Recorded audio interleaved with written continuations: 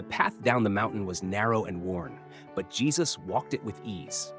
Each step was purposeful, though unhurried. The dew still clung to the grasses, and the morning light filtered through the trees in golden beams. A quiet joy surrounded him, the kind that comes not from pleasure, but from peace. He paused for a moment on a flat rock, looking down toward the valley. In the distance, the Sea of Galilee shimmered, and villages lay quiet beneath the sky's gentle light. These were the places where he had taught, healed, and embraced those whom the world had cast aside. These were the fields where the seeds of the kingdom had been scattered. He knew they would grow, though the harvest would not come easily. As he resumed his walk, his sandals brushed against the soil that had long known the feet of prophets. His heart, too, beat with the memory of those who had come before him: Elijah, Moses, Isaiah.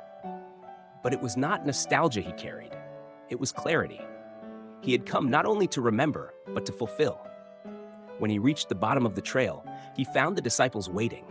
Some were seated around a fire, warming their hands. Others were still stretching and wiping sleep from their eyes.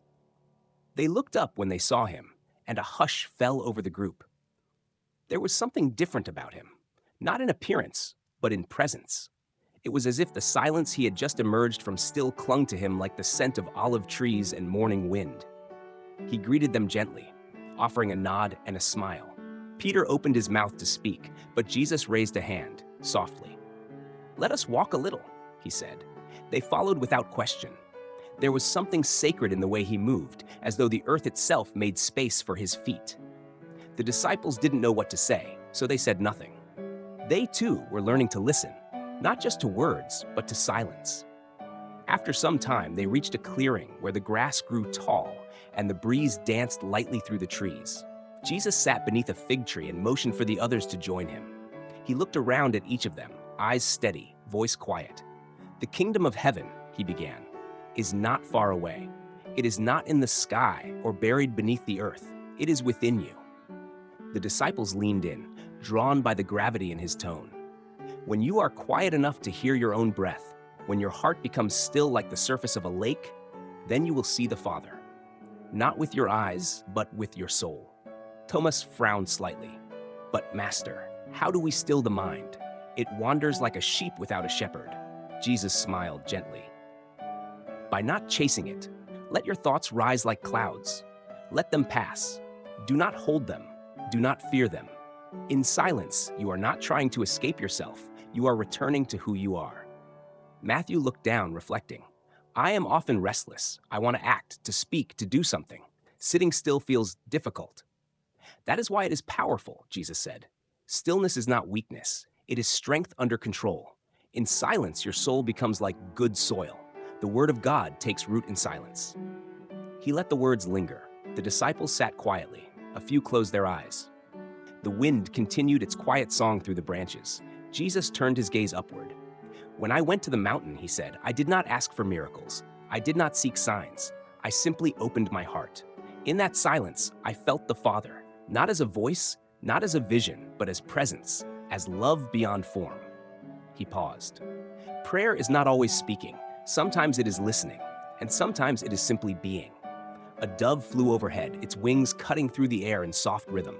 Jesus watched it, and the disciples followed his gaze. That dove does not worry about tomorrow. It does not cling to yesterday. It flies because that is what it was made to do.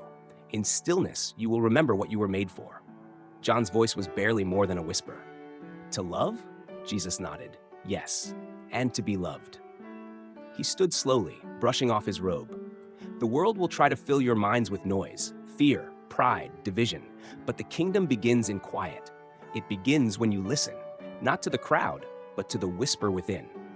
Then he turned to walk back toward the village, the disciples rising to follow. But something had changed in them. Their steps were lighter, their minds more open. The silence Jesus had carried now echoed inside them. Later that day, as crowds gathered and voices rose with questions, needs, and cries for healing, Jesus met them with a calm that came not from resistance, but from rest. The peace he found on the mountain was now flowing through his hands, his words, his every breath. That evening, as the sun dipped once more behind the hills, Jesus stepped aside again, just for a moment, to gaze at the horizon. The wind brushed against his face, and the scent of wild thyme and dust rose from the earth. He smiled, because even in the noise, he carried the stillness within him, and he would carry it all the way to the garden, all the way to the cross, all the way through death and into life again.